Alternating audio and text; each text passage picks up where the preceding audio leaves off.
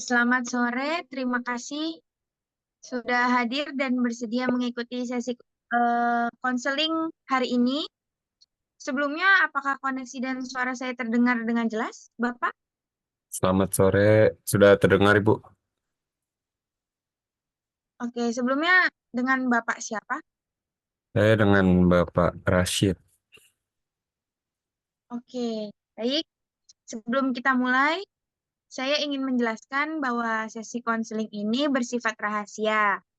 Semua yang Bapak sampaikan nanti akan dijaga kerahasiaannya dan hanya digunakan untuk kepentingan konseling. Apakah Bapak merasa cukup aman dan nyaman untuk mengikuti sesi konseling ini secara daring? Ya saya merasa cukup nyaman. Baik. Sesi hari ini akan berlangsung sekitar 45 sampai 60 menit. Bapak bebas menyampaikan apapun yang ingin Bapak ceritakan. Nanti jika di tengah sesi Bapak merasa tidak nyaman atau ingin berhenti, silakan sampaikan kepada saya. Apakah Bapak bersedia melanjutkan sesi konseling ini? Iya Ibu, saya bersedia. Terima kasih. Selanjutnya, Bapak bisa mulai dengan menceritakan alasan utama yang membuat Bapak ingin mengikuti konseling hari ini. Hmm, saya ingin berhenti minum alkohol Bu. Akhir-akhir ini saya tuh kayak merasa kebiasaan itu udah nggak sehat dan mulai mengganggu hidup saya kayak gitu. Oke, saya menangkap bahwa Bapak ini memiliki keinginan kuat untuk berhenti dari kebiasaan buruk, yaitu minum alkohol, karena merasa hal tersebut sudah berdampak negatif. Betul. Betul. Bisa Bapak ceritakan sejak kapan kebiasaan ini muncul? Kalau kebiasaan ini sih muncul sejak awal mulai kuliah Ibu. Awalnya tuh saya cuman kayak ikut-ikut temen, ngumpul, kayak sekedar nongkrong aja gitu, Bu. Tapi tuh lama-lama tuh jadi sering, Bu. Kayak hampir setiap kali ngumpul, kayak gitu. Oh, jadi kebiasaan ini bermula dari lingkungan pertemanan dan aktivitas sosial. Ya, benar. Bagaimana perasaan Bagaimana perasaan Bapak saat pertama kali ikut minum bersama teman-teman Bapak itu? Perasaan pertama awalnya tuh biasa aja, Bu. Bahkan tuh saya ngerasa lebih diterima gitu sama sama mereka-mereka pada gitu. Jadi saya nggak ngerasa canggung kayak gitu.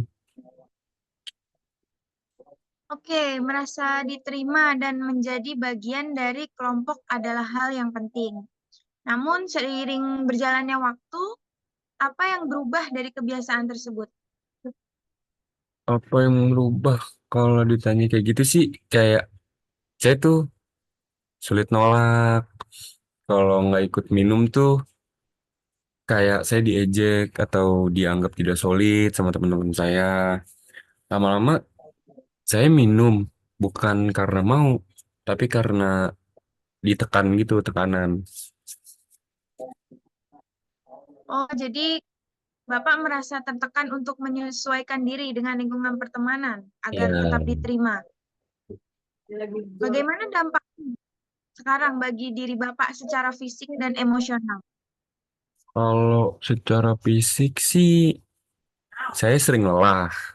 Tuh kalau secara fisik sakit kepala, terus dan sulit fokus. Kalau secara emosional sih saya sering merasa bersalah kayak gitu, terutama sama keluarga gitu. Oh, oh, jadi perasaan bersalah itu menunjukkan bahwa sebenarnya ada nilai dan harapan dalam diri Bapak yang bertentangan dengan kebiasaan tersebut. Apa yang paling membuat Bapak ingin berhenti untuk minum-minum sekarang ini? Saya takut Bu, takut masa depan saya rusak, nilai kuliah menurun, dan juga hubungan di keluarga saya tuh takutnya mulai merenggang gitu. Makanya saya mencoba buat berhenti gitu. Baik, kekhawatiran tentang masa depan dan hubungan keluarga menjadi pemicu penting ya bagi keinginan Bapak untuk berubah. Jadi, apakah Bapak pernah mencoba berhenti sebelumnya? Pernah sih, tapi selalu gagal.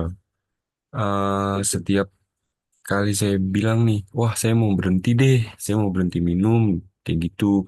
Teman-teman tuh kayak bilang, ah lu mah berlebihan, bla bla bla gitu Bu. Saya tuh dianggap kayak berlebihan gitu sama teman-teman saya, makanya saya bingung.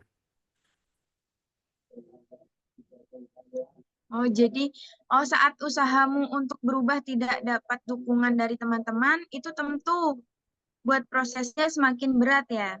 Iya benar. Jadi, apa yang bisa kamu rasakan setelah kembali minum? Kalau yang saya rasakan setelah kembali minum tuh, saya ngerasa nyesel Bu.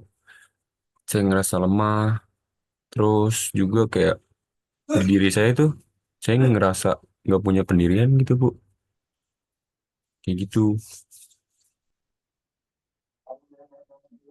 Saya dengar bahwa kamu sering menyalahkan diri sendiri.